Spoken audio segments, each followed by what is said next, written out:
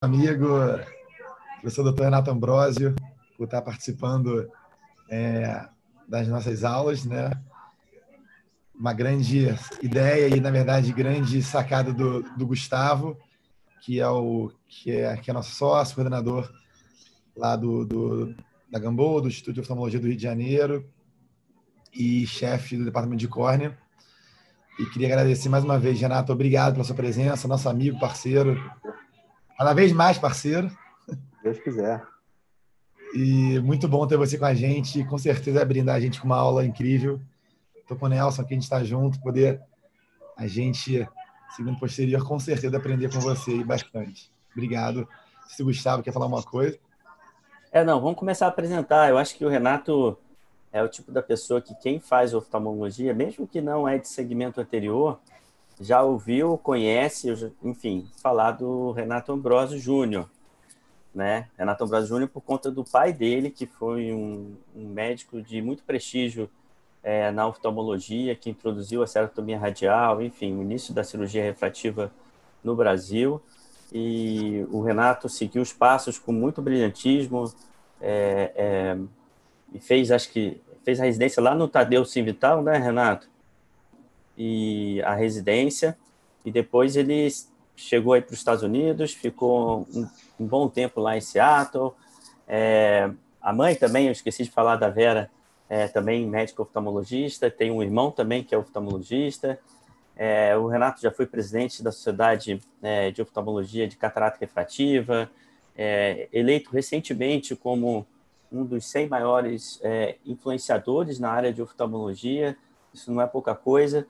Com certeza o Renato conseguiu fazer com que a oftalmologia brasileira fosse, de certa forma, o olhar da oftalmologia brasileira fosse modificado. É óbvio que vieram grandes nomes antes dele, mas na parte de cirurgia refrativa de córnea, de segmento anterior, fazendo uma parceria com a indústria. Então, hoje, se a gente tem o Pentacam com alguns displays, até com o nome dele, do BED, que é o Ellen Ambrosio, ele é um pesquisador nato. Eu tive a oportunidade, na residência, poder acompanhar ele no consultório, então ele é uma pessoa generosa, não esconde o jogo, ele permite que você consiga acompanhá-lo e tudo mais, e sou muito grato a ele por isso. E a gente vê que ele realmente é um obstinado, que ele é uma pessoa que eu lembro quando eu acompanhava ele, ele não aceitava, não dá para fazer. Ele, não, calma aí, tem que dar um jeito de fazer, vamos tentar fazer. Essas são características ímpares que eu olho para o Renato e sempre tento me esmerar na oftalmologia. Com certeza foi um guru aí que eu segui e vejo sempre como um norte aí, Renato. É um prazer ter você aqui com a gente, abrindo aqui o módulo de córnea e podendo falar com os nossos residentes e também com o pessoal do YouTube, do seu canal, que está aí nos escutando. Fica à vontade, o tempo é de você, meu amigo. Obrigado, Gustavo. Um prazer estar aqui colaborando com você, com o Nelson, com o Palmir. Vocês estão de parabéns aí por elevar aí o patamar de pós-graduação no Rio de Janeiro. A gente realmente tem que trabalhar em conjunto para a gente poder fazer com que o ensino da oftalmologia e a pesquisa em oftalmologia no Rio de Janeiro cresçam cada vez mais e ocupem um lugar que já ocuparam, que é o nosso local, nosso lugar de destaque no cenário nacional e até internacional. E o tema que você pediu para eu falar é exames complementares de cirurgia refrativa, é um tema que ele ressona muito comigo, porque essa é uma das áreas que eu mais me dedico à pesquisa e à pesquisa clínica, como você falou. Eu fico muito contente de colaborar. Muita gente fala para mim sobre é importante você falar sobre os interesses comerciais, isso é uma exigência internacional, não só do nosso conselho, mas eu digo que meu maior interesse comercial é o benefício do paciente. Então, é desse tipo de trabalho que eu trago, que a oftalmologia tem sido generosa para minha vida, para poder dar uma qualidade de vida para minha família. Mas eu tenho interesses comerciais com várias empresas, incluindo a Óculos. A gente vai falar muita coisa sobre os aparelhos da Óculos, sobre a parte de diagnóstico. Quando a gente fala em cirurgia refrativa, eu acho que é importante a gente tentar definir cirurgia refrativa e colocar a importância da imagem multimodal, né? Aqui pedindo licença para o meu amigo Nelson, para o Almir, que usam esse termo, imagem multimodal, para categorizar a propedêutica da retina e da mácula, e eu posso dizer que eu aprendi esse termo num curso de multidisciplinar de oftalmologia geral, onde falava muito sobre mácula. A gente deve entender que as técnicas cirúrgicas vão além da cirurgia da córnea, que você tem o LASIK, o SMILE, o PRK, você tem a cirurgia intraocular, e aí você não tem só a lente fáscica intraocular, você tem a cirurgia refrativa da catarata e as cirurgias terapêuticas, que usam a tecnologia refrativa. Isso é muito importante da gente diferenciar, porque a cirurgia refrativa terapêutica, eu considero a analogia do gatinho e do leão. Eles têm, basicamente, 95% do mesmo DNA. Mas, se você for brincar com o leão igual você brinca com o gatinho, você pode ter grandes problemas. Onde é que eu quero chegar? O objetivo da cirurgia refrativa é o paciente ficar satisfeito com a qualidade da visão e você proporcionar uma visão sem correção, com liberdade da dependência do óculos. Na cirurgia terapêutica, o objetivo é o paciente enxergar com alguma qualidade sem precisar fazer um transplante. Então, um resultado que seria um grande sucesso numa cirurgia terapêutica para um ceratocone, um grau residual com 20, 25 de visão, isso é um sucesso fantástico no ceratocone, mas esse mesmo resultado numa cirurgia refrativa seria um desastre. Então, é importante a gente entender o objetivo que a cirurgia terapêutica tem, diferente da cirurgia refrativa eletiva. E, para isso, a gente tem que educar os pacientes. Educar os pacientes porque, muitas vezes, a gente tem, na expectativa do paciente, o maior desafio para fazer o objetivo da cirurgia refrativa, que é uma subespecialidade da oftalmologia que trata dos procedimentos refrativos eletivos para correção óptica, sem fazer uso da lente de contato e do óculos. E o objetivo da cirurgia refrativa, eu pergunto geralmente, quando algum colega vai me visitar, eu pergunto: você sabe qual é o objetivo da cirurgia refrativa? Então, muita gente fala que é zerar o grau, aí alguém que acha que, entendi um pouquinho de wavefront, que fala da ótica ocular, ele fala, é fazer uma frente de onda plana, que é uma resposta bastante, vamos dizer assim, interessante do ponto de vista de evolução. O cara está falando sobre a qualidade visual, sobre um conceito de polinômio de Zernike para você poder enxergar de uma forma, vamos dizer assim, sem aberrações ópticas, mas o objetivo da cirurgia refrativa, ele nada mais é do que deixar o paciente satisfeito com a qualidade de visão, isso melhora a qualidade de vida. E a qualidade de visão com liberdade visual, e a cirurgia refrativa, ela muitas vezes não tem uma correlação 100% linear com a acuidade visual de alto contraste, que é o que a gente mede no consultório com a tabela de Snellen. Então, é importante entender de qualidade de visão e qualidade de vida, e certamente a expectativa do paciente.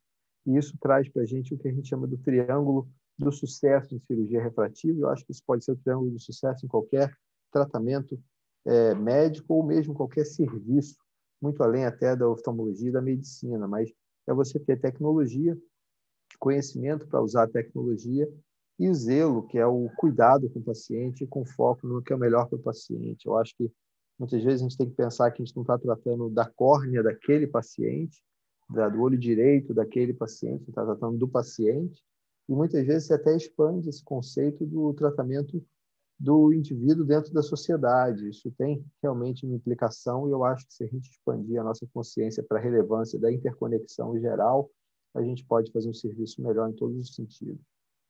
Mas quando a gente fala em cirurgia refrativa, a gente fala sobre evolução. E evolução começou, como o Gustavo muito bem comentou, aqui tem o meu pai, Renato Ambrosio, junto com o Carlos Andrade.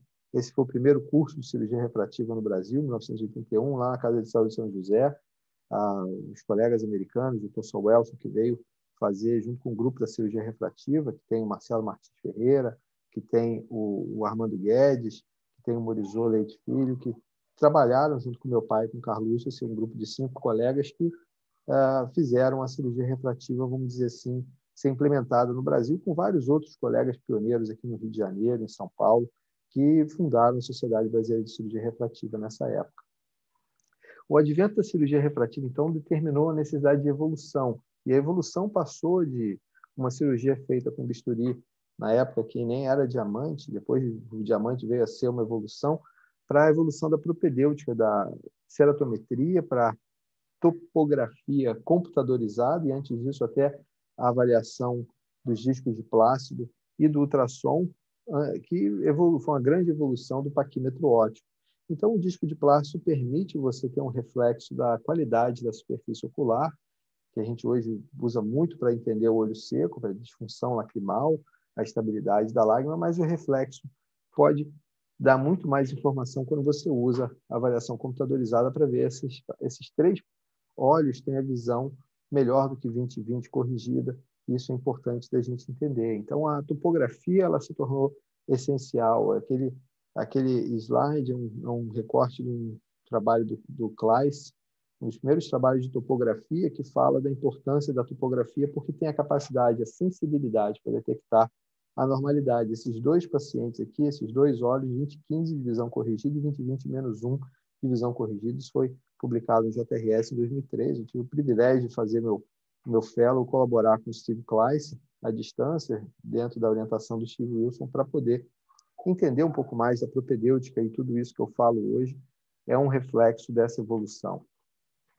Eu gosto cada vez mais de estudar filosofia, e na filosofia da arte da guerra a gente tem aqui um conceito que a gente tem que entender o nosso inimigo e entender as suas armas para você ganhar as batalhas. Se você não entende com quem você está lidando, ou o que você está buscando e o que você tem para conseguir esses objetivos, você vai sucumbir em todas as batalhas. Mas se você entende o que você precisa, o que você tem para conseguir o que você precisa, você consegue o que você está buscando em todas as vezes com muito sucesso. Então, o que você está buscando? É otimizar o planejamento, se você vai operar na córnea, dentro do olho, se é cirurgia refrativa terapêutica, qual cirurgia na córnea, para você minimizar as complicações, como ectasia, disfunção lacrimal. Ectasia é a complicação mais grave, disfunção lacrimal é a complicação mais frequente. Outras complicações, como dor ocular, que a gente eventualmente se depara com pacientes no consultório, precisa da nossa atenção, precisa a gente tentar entender, e cada vez mais a gente evolui no conhecimento, principalmente no reconhecimento da falta de conhecimento, da necessidade de evolução. Epitelização da interface, por exemplo, qualidade da visão, são situações que a gente ainda vê de forma desafiadora no nosso dia a dia. E como é que você vai? Quais são as armas que a gente tem para evitar, para trabalhar a otimização do planejamento? São os exames da propedêutica multimodal. Isso é como a gente está fazendo isso. E a topografia certamente é importante, mas a gente evoluiu para a tomografia. Mas o Plácido ainda é importante para a avaliação da superfície ocular. A gente tem a avaliação do wavefront, que é a qualidade visual do olho todo. Você pode integrar com uma avaliação da córnea para você integrar o wavefront intraocular, a qualidade da visão, a biometria, a tomografia segmentar, cada vez mais com o papel do OCT para o segmento anterior e também com tração de alta frequência, o estudo biomecânico, estudo celular e cada vez mais a medicina personalizada, individualizada, com o papel da genética e da biologia molecular. Então, a gente chama tudo isso de imagem multimodal. E os conceitos importantes para você ter entendimento da idade de qualquer imagem, você tem que ter parâmetros de uma aquisição desses estudos. E esses parâmetros eles têm que ter uma consideração em relação à acurácia, que é em relação a uma referência, um valor correto, e a precisão, que é o desvio padrão que vai dar para a gente a robustez e a capacidade desse parâmetro ser usado em displays e, eventualmente, combinado usando a inteligência artificial para a gente poder, de uma forma bastante eficiente, usar a tecnologia para poder tomar decisões clínicas mais adequadas. Então, por exemplo, o Pentacam hoje é uma imagem multimodal, ele não é nem mais Pentacam, né? Eu acho que a gente tem o comprimento axial e o wavefront nesses novos Pentacams. Eu recebi o aparelho de Pentacam AXL Wave, que eu tenho usado no consultório da Tijuca, que realmente ajuda muito. Outros aparelhos multimodais, como o ONE 700 da Essilor, também são muito interessantes, que ajudam no dia a dia, porque agiliza em relação à otimização de espaço e tempo, mas a gente tem que entender que as informações elas vão ser interpretadas. Não adianta você ter o exame, você tem que ter o exame e considerar o que você está usando para detectar qual a informação que você está buscando nesse exame para tomar uma decisão para o paciente. Então, você tem esses histogramas, isso vai muito além da córnea. Por exemplo, aqui o ângulo a profundidade de câmara anterior e o ângulo para você ver fechamento angular, para você ver o risco do paciente ter crise de glaucoma. Você tem, claro, o ceratocone, claro que outras condições como a transparência do cristalino, tudo isso pode ser interpretado. E como o display que o Gustavo citou, o display Belli-Ambrosio, que já tem mais de 10 anos que a gente trabalhou nele, esse trabalho começou em 2006 e o primeiro display foi colocado em 2008. Então, a gente tem também, o Michael colocou um display que olha para a repetibilidade. Então, isso aqui é muito ligado à precisão. A precisão nos olhos não normais, nos olhos doentes, com ceratocone, quando está acima dessa bandeirinha, quer dizer que a chance dessa diferença é estatisticamente significante. Isso para a face anterior da córnea, curvatura da face anterior da córnea, Rafael, curvatura da face posterior. Fred, FRD, @yahoo.com.br. Se puder botar no mudo, a gente agradece, por favor. Eu sei que às vezes a gente esquece e deixa no áudio. Mas às vezes o cara tá falando e não está nem ouvindo o que a gente está falando. Mas não tem problema não. O Zoom tem essas coisas.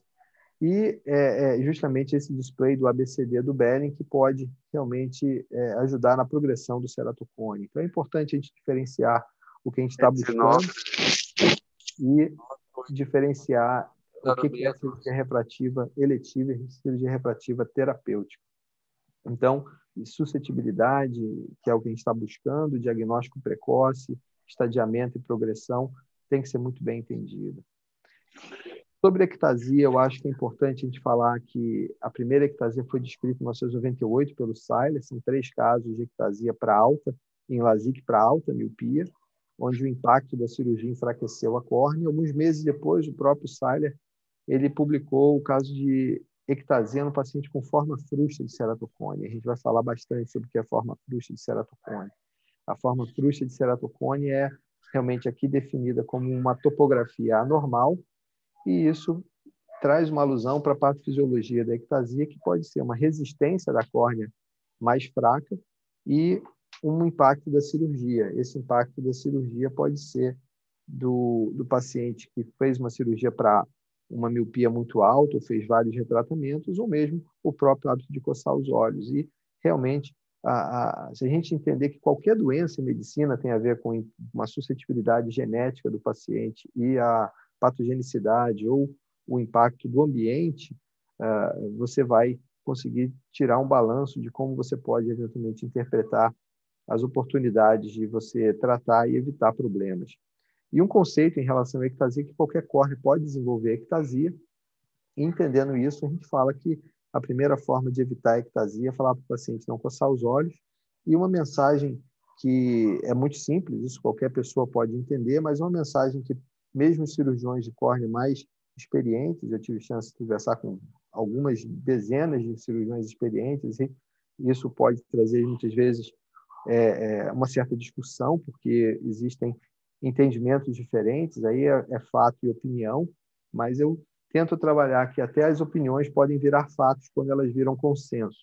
Mas eu diria que coçar os olhos faz mal para a saúde, e esse entendimento que coçar os olhos agrava o ceratocone e pode eventualmente causar uma ectasia é realmente um entendimento que dá um passo bem avançado na direção de uma compreensão maior sobre o que é ceratocone e o que é ectasia.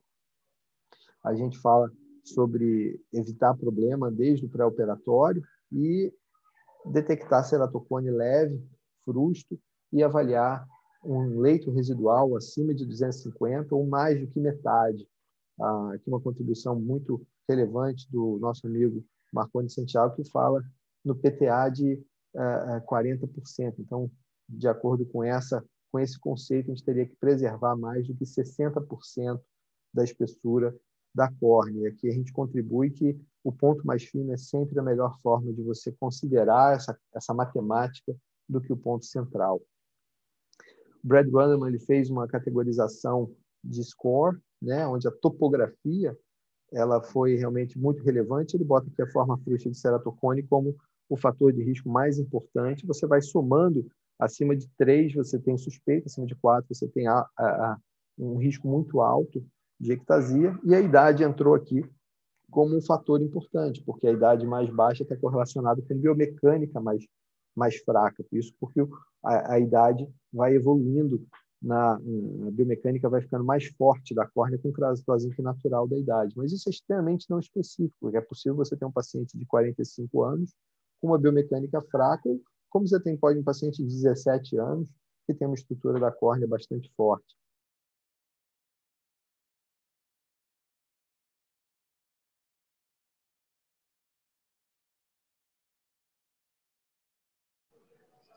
Vocês estão me ouvindo? Acho que sim. Então, quando você entende sobre isso, você começa a entender da importância do entendimento da topografia, até da tomografia. Aqui o mapa quádruplo de mais de 300 mil LASIKs, um trabalho feito pelo Steve Schallhorn, que a gente colaborou nessa avaliação, nessa análise. A gente tem aqui 1% dos casos sem ectasia com topografias bem alteradas.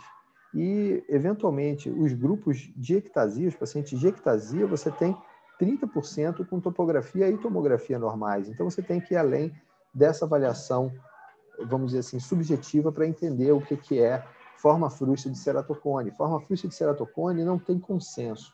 O Rabinovitz, que foi uma das pessoas que começou a entender sobre topografia, ele coloca que a topografia alterada de um paciente com 20/20 de visão e biomicroscopia normal seria forma frustra. O Steve Kleiss, ele já coloca que o olho contralateral com a topografia normal de um paciente com ceratocone, aqui entra a palavra unilateral, que eu digo que é bem equivocada, mas fato é que esse paciente é bem assimétrico. Então, a gente até fala que quando você tem uma situação de um VAE, que é um caso de ectasia altamente assimétrico, você pode ter uma forma frustra no olho esquerdo ou mesmo uma ectasia unilateral, como a gente vai mostrar. E o que a gente tem de relevante é que não tem na literatura um consenso sobre forma frustra de ceratocone. Existem mais de 100 artigos publicados usando o termo forma frustra de ceratocone e o critério para definir forma frustra é extremamente variável, mas sempre em torno desses dois conceitos do Kleiss e do próprio Rabinovitz. A minha contribuição humilde na literatura ela é que forma frustra de ceratocone é um paciente com alta susceptibilidade para ter uma ectasia.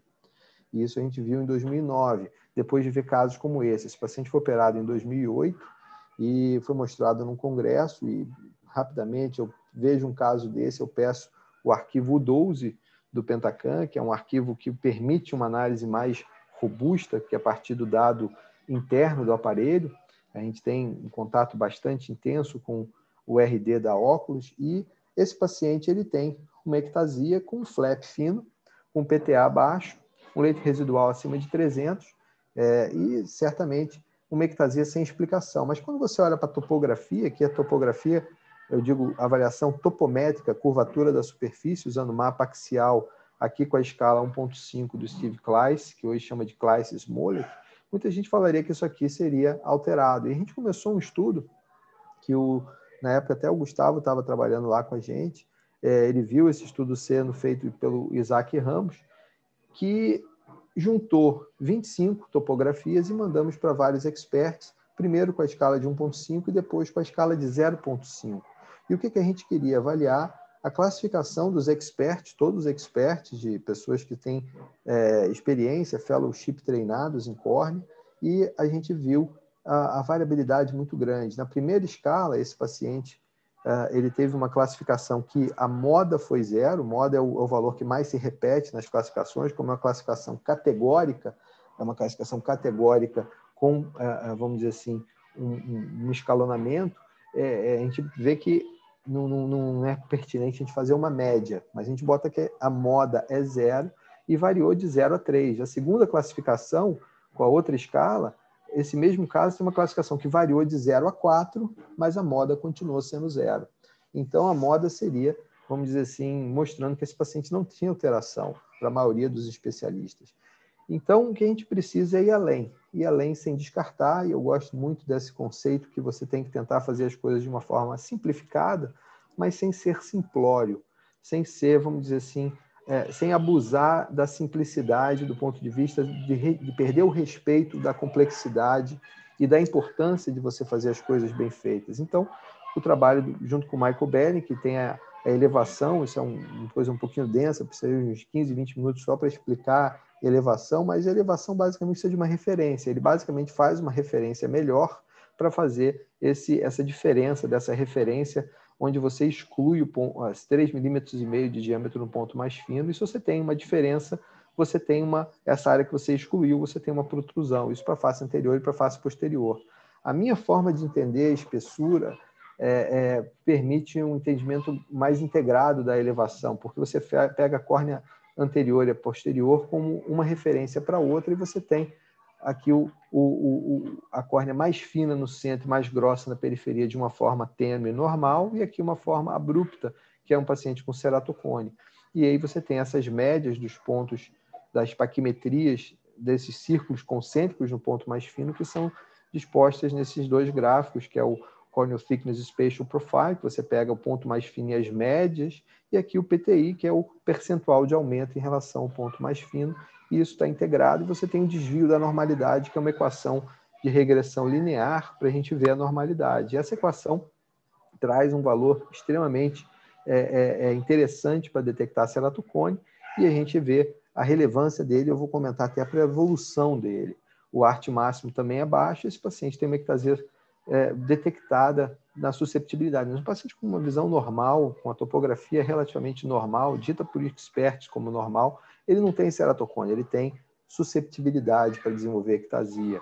E a mesma coisa acontece em vários casos na literatura, mas tem casos como esse, que a topografia é anormal. Aqui são 3 escalas diferentes para você ver que a curvatura mais alta não passa de 45, mas tem vários índices anormais. Isso é uma entidade que a gente chama de low KKC, ceratocone com baixa ceratometria, com ceratometria relativamente baixa. É você ter um ceratocone que tem a anormalidade na curvatura da córnea, com uma curvatura que não é tão acentuada. É uma córnea encurvada, mas não tão curva. E isso é importante a gente tomar cuidado com essas palavras para entender muito bem do que a gente está falando. Um estudo que a gente fez, usando a população do Steve Schallhorn, uma subpopulação dele, uma amostra aleatória de 3.278 olhos e 105 ectasias de um pool internacional, a gente vê que o padrão IS, que é a curvatura inferior-superior, você tem 25% de sensibilidade para detectar ectasia. Se você vai para o Bad Day, isso sobe para em torno de 60%. Isso aqui você pode modular o cutoff. Um trabalho brilhante do Bernardo Lopes, que foi a tese de doutorado dele na Unifesp, que a gente teve o privilégio de orientar, ele fez um índice de inteligência artificial usando o Random Forest, que fez o PRFI. Mas você ainda vê uma população grande aqui de pessoas com ectasia que estão aqui embaixo. Esse índice ele ajudou muito na especificidade e ajudou muito na sensibilidade. Isso mostra a capacidade de você usar os dados. Então, os dados do Pentacam, que foram usados aqui, o PRFI, o Pentacam Random Forest Index, puderam fazer uma análise melhor. E, eventualmente, isso pode melhorar mais ainda com um aumento no N e nos casos de tanto normais como doença.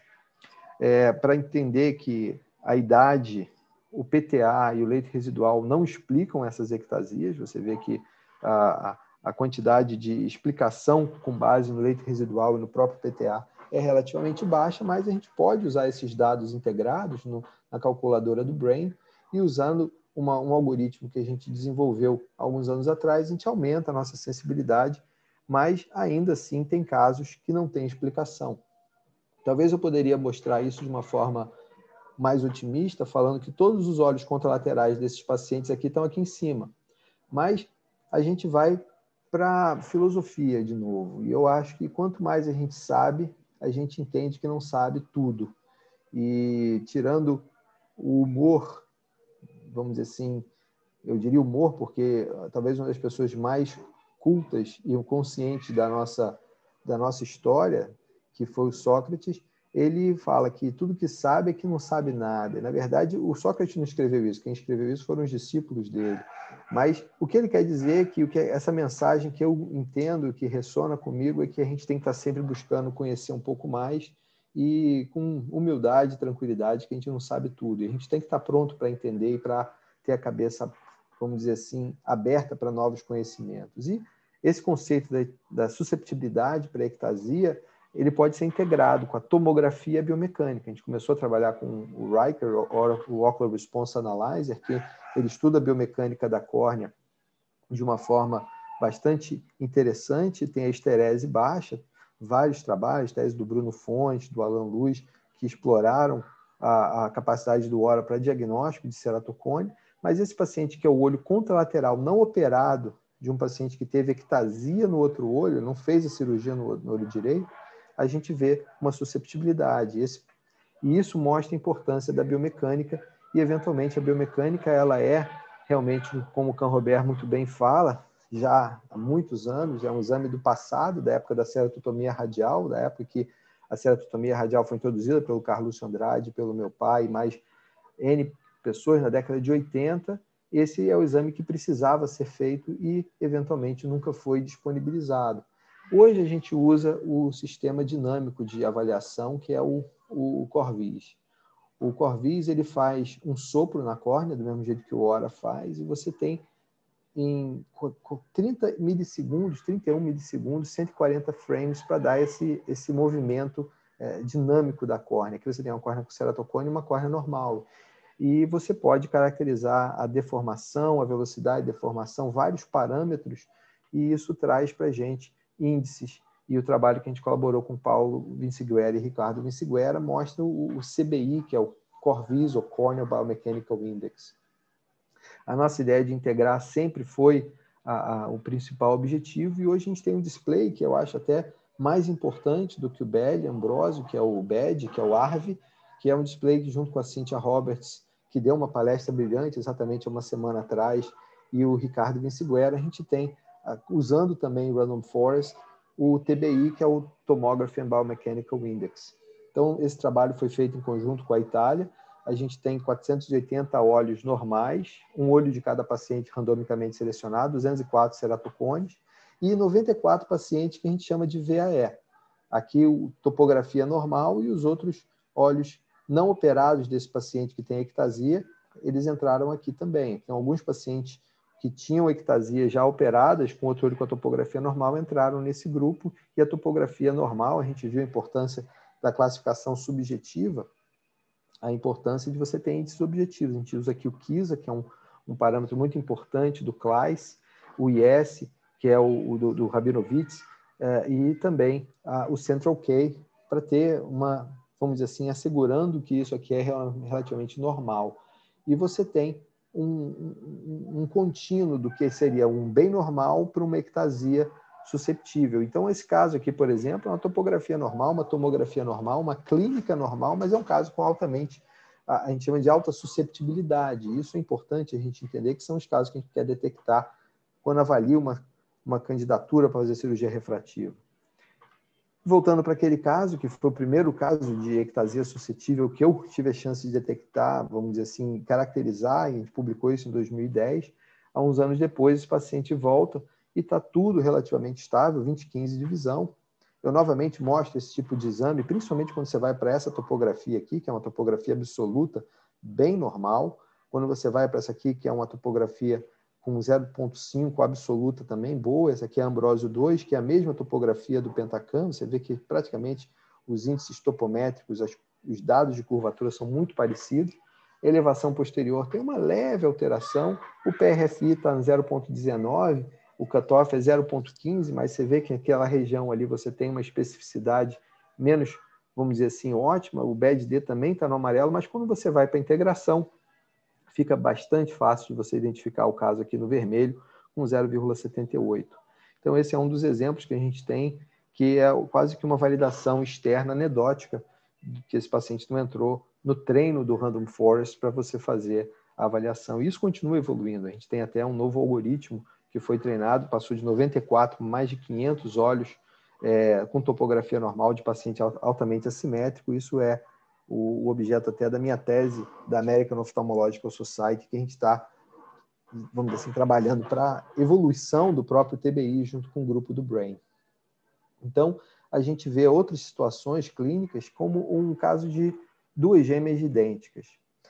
A primeira gêmea seria muito interessante, porque ela tem a topografia normal no olho esquerdo, e uma topografia levemente alterada no direito, mas inquestionavelmente um topo ceratocone leve. Ela chega a visão 20/30 mais aqui, 20/15, e a outra gêmea que é igual a ela, idêntica, ela tem a topografia normal nos dois olhos. E aqui você vê a topografia com plástico, a avaliação topométrica com Scheifele pelo Pentacam. Então você tem aqui o Keratograph 5 e o Pentacam, mostrando que, usando a mesma escala, e a gente bota aqui de propósito a escala de 1.5 do Steve Kleis, que é uma das pessoas que eu mais respeito no conhecimento, no desenvolvimento, na relevância histórica dele, em relação ao desenvolvimento da topografia. Mas o TBI desses 4 olhos é relativamente alterado, e isso mostra realmente alteração importante. Então, a gente pensa na relevância disso. E uma coisa interessante é que eu consegui mandar os genes dessa paciente, um esfregaço na bochecha, levei para os Estados Unidos, para uma empresa, e eles me mandaram, isso faz parte da tese de doutorado da Marcela Salomão, entupiram a nossa caixa de e-mail com mais de 1 giga de informação, e eu perguntei, mas qual é a informação que vocês têm? E há uns anos atrás eles me falaram, o que eu posso dizer é que o DNA delas é igual, elas são gêmeas. Eu falei, poxa, parece até piada. Eu levo um trabalho danado para conseguir autorização, para levar esse negócio aí, você para me dizer que elas são gêmeas, você já sabia. Mas agora eles têm o AvaGen, que é um kit de identificação de alguns genes que são, vamos dizer assim, parte do que eles chamam de suscetibilidade para ectasia, que para identificar a predisposição, e elas têm aqui vários genes que são identificáveis. Isso precisa de validação, mas eu acho que é um caminho muito, muito interessante em relação ao que a gente vai ver para o futuro de diagnóstico genético, não só em ceratocone, mas em outras coisas. Um trabalho que eu colaborei com uma colega do Japão, né, a Shizuka Ko, e ela falou sobre 3 filhas de uma paciente com ceratocone, todas elas com visão muito boa, de visão corrigida muito boa, e você vê a integração da topografia com o TBI, com alteração no TBI em vários dos casos, e a correlação até com o que ela conseguiu ver sobre o quanto que o paciente coça os olhos. Então, a gente está realmente aprendendo. Talvez um dado muito importante aqui seria a estrutura, vamos dizer assim, da tomografia segmentar. E uma coisa que a gente aprendeu é que a topografia é importante, mas a gente tem que ir além. E a gente tem que ir além para a tomografia segmentar, para a biomecânica e até o próprio conceito. O nosso consenso global, liderado pelo meu amigo José Álvaro Gomes, de São Paulo, a gente teve consenso que ceratocone unilateral não existe. Mas a gente também teve consenso que ectasia secundária por um processo mecânico, eu diria biomecânico, ele pode ser unilateral, pode ser até eventualmente nos 2 olhos. E o problema é até de você ver a ectasia bilateral de um ceratocone. Muitas vezes você só vai conseguir detectar isso ou comprovar isso definitivamente com teste genético. Mas o que é importante a gente entender é que a ectasia pode acontecer em qualquer olho e pode acontecer unilateralmente. Então, um caso como esse, que teve uma apresentação bem assimétrica, 20/15, 20/20 mais no olho esquerdo, tudo estável, ele fez o anel, ficou muito bem. Esse paciente se mudou para Londres, e lá na clínica do Londres, na London Visual Clinic, do meu amigo Dan Reinstein, ele faz uma avaliação muito prolífica em relação, completa em relação à tomografia segmentar com mapa epitelial, outros exames de tomografia, como o Score Analyzer do Euroscan, desenvolvido pelo Alan Saad e o Damian Gatinel, tudo normal, e esse paciente tinha um Pentacam integrado ao Corvis normal e se manteve estável depois de alguns anos ainda com esse TBI bem baixo. Então, é realmente uma ectasia unilateral, e ele admitia que coçava mais os olhos. É interessante falar que a gêmea que tinha ectasia unilateral, num olho e forma frustra no outro, ela falava que coçava mais os olhos, coçava mais o direito que o esquerdo, e a outra gêmea falou que nunca coçou os olhos. Então, isso traz para a gente bastante interessante. Mas a ectasia não é a única complicação que a gente está buscando evitar. A gente está buscando evitar problemas. E essa paciente, por exemplo, ela ressona muito interessante na propedêutica multimodal. E quando você fala em propedêutica multimodal, você está falando da superfície ocular, topografia, própria tomografia, tudo normal, e o mapa de espessura epitelial. Mapa de espessura epitelial, eu não posso deixar de citar, tem um trabalho muito interessante que a gente fala muito dos princípios do epitélio, como é que o epitélio reage em relação ao que o Dan Weinstein fez. Endotélio normal, o comprimento axial é importante, principalmente pacientes míope, para você ver se esse paciente tem o olho alongando no futuro. É importante você ter essa documentação, mas quando você faz o OCT, você vê um complexo da camada subepitelial, aqui seria a membrana basal antes da própria balma, você tem ele mais espesso. Quando você dilata, essa paciente tem alguma coisa esquisita que parece com impressão digital. Então, a correlação disso, a gente pensa e procura até se o paciente tem algum tipo de erosão recorrente, essa paciente nem tinha. Depois até eu comecei a entender que tinha. Quando ela tirava a lente de contato, ela sentia um pouquinho de dor e ela associava isso a um ressecamento na hora de tirar a lente. Mas essa paciente, ela vinha como candidata para SMILE ou para LASIK, e a melhor cirurgia para ela é a cirurgia de superfície. Eu geralmente faço a cirurgia de superfície, o PTK, para tirar o epitélio, mas nesse caso a gente fez o que a gente chama de epitélio rexis. Olha como é que o epitélio dela é fácil de você remover. Isso, uma avaliação a partir do entendimento, eu chamo isso de uma biópsia em vivo do estudo do epitélio. Então é importante entender que a gente tem que personalizar, customizar, saber se você vai operar na córnea e qual cirurgia na córnea. E no caso da lente, você tem que ver como é que está o cristalino. E aqui o Fernando Faria Corrêa, um colega de Portugal, que a gente teve o privilégio de receber aqui há alguns anos atrás, depois eu fui orientador dele na Universidade do Minho, ele fez uma tese brilhante sobre o entendimento com a propedêutica do cristalino disfuncional. E, na verdade, eu sou um cristalino disfuncional grau 1, porque eu sou presbita. E essa é a primeira etapa do cristalino disfuncional. E essa etapa vai evoluir para a qualidade da visão, quando o cristalino vai começando a perder a transparência e você precisa da aberrometria. E o iTrace, que faz uma topografia de plástico integrada com ótica total, você consegue entender como é que está a qualidade da visão e a qualidade da ótica intraocular, subtraindo a ótica da córnea, da ótica total, você vai ter a ótica intraocular. Claro que o Pentacam Wave pode dar uma informação mais interessante, talvez porque você vai ter a córnea anterior e posterior, mas aqui você já tem muita informação para o entendimento da qualidade ótica, e isso você pode correlacionar com o próprio cristalino. Finalmente, a gente vai falar sobre um caso de um garoto de 16 anos que veio para pegar uma segunda opinião para fazer crosslink. Tinha um Pentacam relativamente esquisito, né? Uma córnea curva com astigmatismo alto, e esse paciente não tinha uma visão boa com óculos.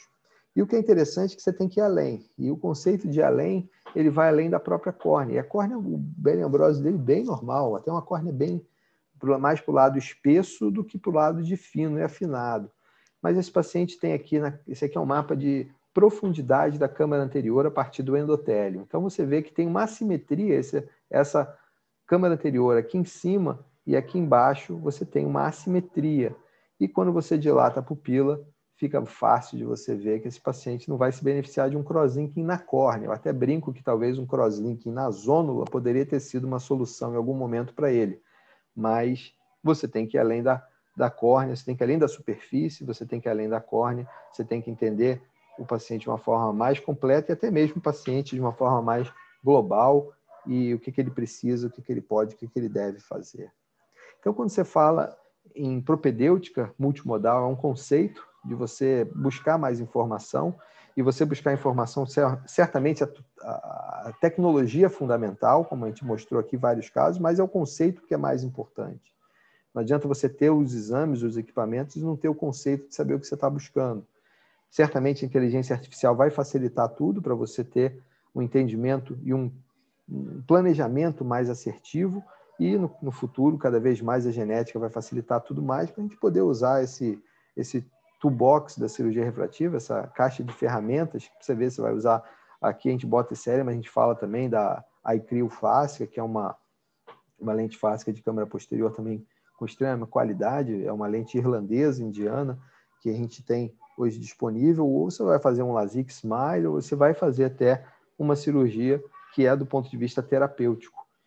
Considerar sempre o impacto da cirurgia, esse é um conceito que é a tese do nosso amigo Aidano Machado, né, um colega que é professor de inteligência artificial, tem doutorado em inteligência artificial no grupo Brain. Ele se encantou com a medicina, ele Ele é casado com uma colega médica e, durante o nosso trabalho, ele resolveu fazer uma guinada na vida dele para fazer medicina. Ele está acabando a faculdade de medicina e começando o doutorado já, para uma carreira certamente brilhante, e a contribuição mais interessante que a gente tem atualmente a colocar é o RTA, que é o Relational Tissue Altered, que é uma avaliação integrada para você ver o impacto da cirurgia na córnea em relação à susceptibilidade pré-ectasia, para você ver se essa cirurgia pode ser feita de forma segura ou não. É quantificar o risco, é o objetivo que a gente tem. E certamente quantificar o risco, considerando que a primeira coisa que a gente tem que pensar na medicina é em não fazer mal. Então, diagnóstico em cirurgia refrativa precisa de avaliação objetiva, entender o que você está buscando, se é screening, diagnóstico, estadiamento, avaliação do prognóstico, follow-up. Isso tudo é importante, entender as complicações que você quer evitar, como ectasia, e fazer um planejamento mais personalizado possível e usar essa revolução em evolução para a gente poder realmente usar a tecnologia do que a gente chama de imagem multimodal e refrativa para poder dar o melhor resultado, mais seguro, mais eficiente para os pacientes. Eu conversei com o Gustavo, que essa é uma palestra que eu fiquei muito feliz de poder apresentar. Eu sempre gosto, eu sempre aprendo muito quando eu preparo uma aula, quando eu estou falando, eu estou aprendendo. É bastante interessante esse exercício de você estar dividindo as informações de uma forma elaborada e você está realmente sedimentando o seu conhecimento e até tendo algumas ideias sobre o que você precisa desenvolver mais. Mas, nesse conceito, eu pedi permissão para o Gustavo para lançar aqui a Masterclass, que é um trabalho em conjunto com a MI Learning, que é o meu amigo de São Paulo, o Milton Yog, grande cirurgião de catarata, que faz um trabalho de educação fantástico nessa área de lente premium, de cirurgia de catarata, já há alguns anos, e a gente quebrou nossa crença limitante de fazer essa Masterclass para poder realmente, de uma forma bem caprichada, trazer um pouco mais profundo a forma que eu penso, porque a gente falou sobre muita coisa e nessa aula, por exemplo, a gente tem vários pontos que a gente pode se aprofundar quando fala sobre estatística, quando fala sobre avaliação topográfica, sobre avaliação tomográfica, sobre a tomografia segmentar, sobre o wavefront, sobre o papel do comprimento axial junto com a modelagem do ray tracing e também mais da metodologia dos trabalhos de diagnóstico, a própria estatística e até mesmo a conceitualização filosófica com também muita prática, muitos exemplos clínicos, algumas dúzias de exemplos clínicos que a gente tem preparado com bastante cuidado para ter as mensagens das informações mais interessantes em casos que a gente nunca mostrou antes, para a gente poder realmente fazer um trabalho bem bacana e colaborar com a elevação do patamar de qualidade da cirurgia refrativa e do próprio tratamento de córnea terapêutico que a gente tem no Brasil. Eu agradeço a atenção de vocês e fico aqui à disposição para a gente poder bater mais um papinho aqui. Muito legal, Renato. Parabéns aí pelas duas princesas também. Não sei quem estava nos ouvindo prestou atenção nessa campanha importante que o Renato, na verdade, ele é o idealizador, né, dessa campanha.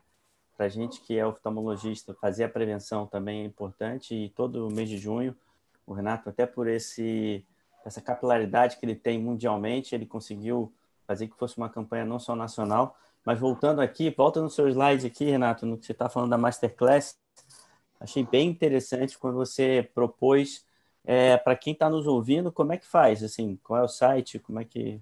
Olha, fiquem atentos, a gente está na fase, o MI Learning, no site do próprio, da MI Learning do Milton Yog, a gente tem já a landing page finalizando, vai começar a rodar provavelmente no final dessa semana, e a gente vai estar anunciando isso. Nas suas redes sociais? Não vai faltar informação, não vai faltar informação. Bacana. Hoje em dia a rede social facilita muito para a gente divulgar, né? Então a gente com certeza entrar nessa vibração aí de... Muito bom, muito bom. Uma aula magna aí sobre toda essa avaliação que a gente tem antes de realmente indicar uma cirurgia refrativa, né? É uma cirurgia que foi, nos últimos anos, ao meu ver, um pouco banalizada. O próprio paciente chega e fala: é uma cirurgia simples, né, doutor? Só ali apertar o botão. ele tem esse conceito que talvez tenha um passado para ele, enfim. E a gente tem que desmistificar um pouco isso até para valorizar o ato médico, que é um procedimento que pode ter complicações até legais e impactar a qualidade de visão desse paciente negativamente, se não bem indicado. E acho que esse trabalho memorável aí, não só do Renato, mas todo mundo que ele consegue atrair e produzir ciência de qualidade, isso facilita muito a vida de quem chega, aprende, por exemplo, com o Renato num curso desse e tem uma profundidade maior de poder realmente indicar uma cirurgia melhor e compreender melhor aí essa situação. Nelson, amigo, querem falar aí também alguma coisa? Fazer uma pergunta, Renato. A gente pega, às vezes, muito paciente no consultório que vem para fazer, como é que se diz? Screening para poder fazer uma cirurgia refrativa. E há um tempo atrás, eu me lembro, né, quando eu acho que técnica diferente, aparelhos diferentes, existia uma contraindicação, vamos dizer assim, não digo absoluta, mas relativa para pacientes que tinham degenerações periféricas. Como é que é a conduta de vocês hoje diante desses pacientes com alterações na periferia? Paciente, por exemplo, o caso 1, paciente que tem degeneração periférica, degenerações malignas, tá? E caso 2, paciente que tem algumas degenerações e teve descolamento de retina no olho contralateral. A conduta é diferente em relação a liberar ou não a cirurgia para esses pacientes? Então, eu passo a bola para você. Porque a avaliação, o que eu até...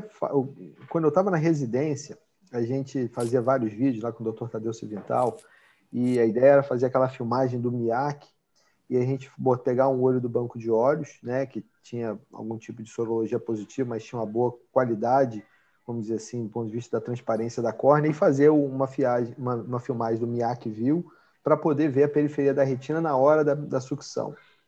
E numa dessas reuniões, o Dr. Wagner Guirelli, que é um grande cirurgião de retina, uma pessoa com muita experiência em vitrectomia no Brasil, ele falou, mas por que vocês estão preocupados com isso? Eu acho que a cirurgia refrativa protege a retina, porque dá oportunidade do paciente que vem fazer cirurgia refrativa fazer um mapeamento de retina. E esse mapeamento de retina, se ele faz o que precisa ser feito, eventualmente pode diminuir o risco. E aí você vai para a literatura. E eu posso dar dois pontos aí. A literatura tem o trabalho do Arevalo, quando ele estava ainda na Venezuela, ele fez um trabalho, ele tinha um volume brutal de cirurgia refrativa, fantástico, experiência muito grande, muito bem organizado, muita qualidade em cirurgia refrativa na Venezuela. Ele mostrou que realmente o descolamento de retina acontece no LASIK, mas não aumenta a incidência de forma alguma. E até como o Guerelli falou, é uma diminuição pela própria possibilidade de dar uma oportunidade do paciente fazer um screening de prevenção para detectar uma alteração subclínica. E quando eu estava no meu fellow, eu atendi um paciente que veio fazer LASIK com menos 10 de miopia, córnea relativamente grossa, tinha tudo para fazer um LASIK, só que nessa época era eu que tinha de fazer o mapeamento e eu sofria muito, talvez seria a coisa que eu menos gostava de fazer no meu fellow, era que eu tinha de fazer um mapeamento de retina, mas eu até fazia direitinho, e eu vi o paciente com descolamento de retina. Esse paciente tinha um descolamento de retina, com 20/20 de visão, e ele foi lá para fazer um LASIK. Imagina se esse cara fizesse o LASIK, esse cara ia descolar a retina com ou sem o apesar do LASIK, e se o Papa viesse aqui falar para ele que o LASIK não causou descolamento de retina, ninguém ia acreditar. Então, é uma oportunidade. Mas eu acho que já está bem provado que a cirurgia na córnea não muda a questão da retina. Mas a gente tem que examinar a córnea. E eu peço para o paciente fazer um mapeamento com retinólogo, eu peço para fazer com meu irmão, ou quando é um paciente na clínica que não é da Tijuca, eu peço para fazer ou com você, ou com o Luiz Gustavo Regis, lá do Leblon também, que faz bastante mapeamento, que a gente tem que ter um respaldo do retinólogo. E não só falar para o paciente que tem que fazer antes da cirurgia, mas depois. Essa mensagem é muito importante. O paciente que faz cirurgia de miopia, acabou a miopia, acabou o problema? Não. Acabou o grau, mas a córnea mudando não muda o resto do olho, todo o problema da retina que ele tem não muda de forma nenhuma com a cirurgia. Nem aumenta, nem diminui. Apenas dá uma chance. Essa semana, 2 semanas atrás, um paciente médico lá em São Paulo, que a gente fez a cirurgia não era um grau muito alto, ele ligou com problema de descolamento de retina, entendeu? E ele já sabia que isso podia acontecer, que tinha de fazer e, eventualmente, podia ter feito um pouco mais de cuidado no mapeamento periódico, que é uma coisa que a gente acaba não fazendo, mas a gente tem que passar essa informação para o paciente ter essa consciência. A gente até, Renato, lá na Barra tem aquele aparelho do Optoview que tem em alguns lugares no Rio. Eu ia falar, Gustavo, na verdade, Facilita o screening, né? se a gente for parar a pensar, né, e não indicar cirurgia, não liberar o paciente para fazer cirurgia refrativa hoje em dia, com essas novas tecnologias, e com os exames muito modais de retina, e com o exame de grande angular, como o Daytona, Califórnia, né, que é o que a gente tem, realmente a gente vê que a gente encontra inúmeras tipos de degenerações em pacientes assintomáticos, pacientes sintomáticos. Daqui a pouco, se a gente começar... Pelo contrário, né, o exame vem e mostra para a gente poder ajudar. Muitas vezes acaba fazendo laser nas indicações corretas e libera o paciente. A gente vê que o paciente vai para a cirurgia refrativa com você e o paciente fica, com você, com o Gustavo, o paciente fica realmente sem nenhum problema, né? Realmente o screening da cirurgia refrativa ajuda muita gente nova em achar alterações na periferia da retina, que provavelmente é um paciente que, numa consulta, talvez de rotina, poderia passar desapercebido, né? Então, concordo com o que você falou, só lembrando que esses exames hoje em dia ajudam muito, né? Facilitaram muito. Muito bom, pessoal. Alguém aqui quer falar alguma coisa, perguntar no grupo? Renato, não sei se a gente tem esse tempo de tirar umas duas dúvidas aí. Perguntaram aqui, o Rafael Benchimol perguntou sobre a pupilometria. Em que casos a pupilometria seria importante do pentacão do queratográfico? A pupilometria, a gente trabalhou muito com... Eu faço a pupilometria em todos os pacientes em condição mesópica e escotópica. E o problema do pentacam e do queratográfico é que eles são aparelhos que você tem que tomar cuidado com a luminosidade. O pentacam, na hora de fazer a pupilometria, ele jogou a luz azul, a pupila fecha um pouquinho. Então, o queratográfico é um pouquinho melhor porque ele permite você apagar a luz e fazer a avaliação com infravermelho. O problema da pupila, a gente tem até alguns artigos importantes sobre pupila, que ficou protagonizada aí no caso do piloto de avião, que ficou com 20/15 e com aberração esférica, por causa da pupila grande, ele foi realmente... A pupila foi apontada como a causa do problema, mas, na verdade, a gente tem paciente com pupila grande, que tem qualidade de visão boa, e tem paciente com pupila pequena que está com qualidade de visão não muito boa. E a aberrometria pode ajudar a entender isso. Mas eu falo o que eu penso. Não sei, isso poderia ser um segredo que eu guardasse, porque talvez seja informação privilegiada, mas eu gosto de falar isso sempre. E talvez eu possa até dizer que talvez não seja a coisa mais correta, mas o grande segredo para a qualidade da visão está na expectativa do paciente. Se você quer evitar o problema de qualidade da visão, você mostra para o paciente o point spread function dele, independente de qualquer exame. Você não precisa de exame nenhum. Você só precisa de ter uma sala que pode escurecer, você projeta aquele pontinho de luz e mostra para o paciente, olha, com esse olho aqui, sem correção e com correção, o que é a aberração óptica dele? De miopia, ele vai ver um borrão. Quando ele bota o óculos, ele vê um pontinho, mas esse pontinho, quando apaga a luz, ele vai ver a distorção do pontinho. E isso dá a qualidade da visão, e aí você mostra, você já tem esse problema. E o estudo do FDA mostra que a cirurgia personalizada até melhora a qualidade da visão. Não só o estudo do FDA, mas também vários trabalhos, como o do Frank Price, que fez um trabalho que comparou a satisfação das pessoas com a cirurgia, com óculos e com lente de contato, ele comparou esses 3 grupos.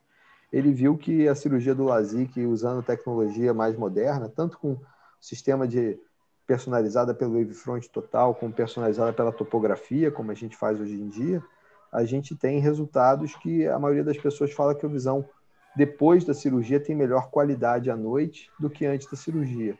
Então, a medida da pupila é importante, eu acho até que tem outras implicações da pupila, talvez para lente prêmio na cirurgia de catarata e talvez até para presbiopia, que a gente pode eventualmente considerar, mas é uma medida que eu faço, mas a relevância dela é menos, vamos dizer assim, menos importante para qualquer decisão que eu tenha. É fazer a zona ótica sempre a melhor possível. Talvez com a lente Fasca isso seja uma coisa interessante para você considerar. Excelente dica, hein, Renato? Realmente deu o pulo do gato aí de avaliação da satisfação prévia antes, mostrar para o paciente que isso na prática ajuda bastante. Ele entender por si só o que está acontecendo no olho dele faz com que talvez expectativa alta é igual a frustração, né? Então, realmente... É uma filosofia muito simples. A felicidade é igual à realidade dividido pela expectativa. Se a sua expectativa é alta, você não vai ficar feliz com nada.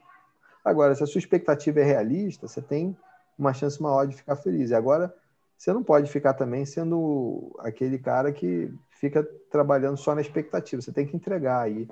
O americano fala que o maior lema da cirurgia refrativa é você under-promise e over-deliver. Você promete... Na verdade, prometer em medicina é difícil prometer, né? A única coisa que você pode prometer é que você vai fazer o melhor possível e que se alguém prometer, eu não vou dizer nem que isso é promessa, mas eu diria que tem grande chance do cara não saber o que está falando ou está falando uma mentira, que eu não sei o que é pior, né? Com certeza. Pessoal, quem mais tem agora? Entrou o professor Milton Yogi para brilhantar aí. Não sei se ele quer falar algo mais e concluir para a gente poder... Não sei se tem mais alguma pergunta, acho que não. Milton, quer falar alguma coisa? Não sei se ele saiu. Enfim. Olá, não, eu tô aqui. Legal. Não, só mandei um elogio porque eu vou usar a dica do Renato no consultório também.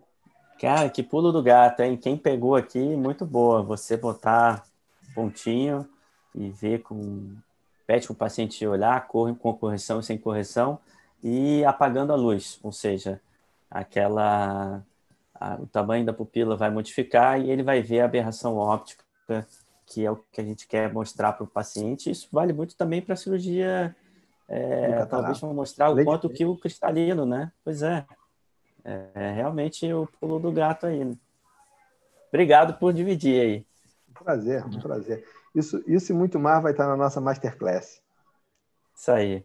Pessoal, foi um prazer ter você, Renato, brilhantando aí a nossa pós-graduação, primeira aula aí do módulo de córnea, e teremos bastante gente. O professor Milton já nos abrilhantou em 2017 o curso de córnea que a gente fez aqui no Rio, presencial, outros tempos.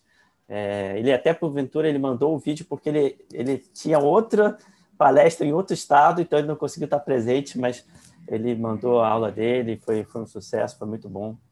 E obrigado aí todo mundo que participou, tivemos mais de 70, agora caiu um pouquinho, mas tivemos mais de 70 participantes aí ouvindo, enfim, realmente muito boa. Renato, estou ansioso aí para ver essa Masterclass.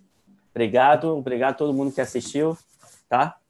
Tenha uma feliz e excelente Páscoa aí com a família, todo mundo. Tempos difíceis, mas já, se Deus quiser, estaremos melhor. Vai passar. Feliz Páscoa para todos. Obrigado pela oportunidade. Um grande abraço para você, para o Nelson, para o Almir, para todo mundo que está ouvindo. Muito obrigado, Renato. Valeu, pessoal. Boa Páscoa para vocês aí. Um abraço. Obrigado. Boa grande noite. abraço. Tchau, tchau. Boa noite. Fiquem com Deus. Tchau, tchau. Não vai saber o que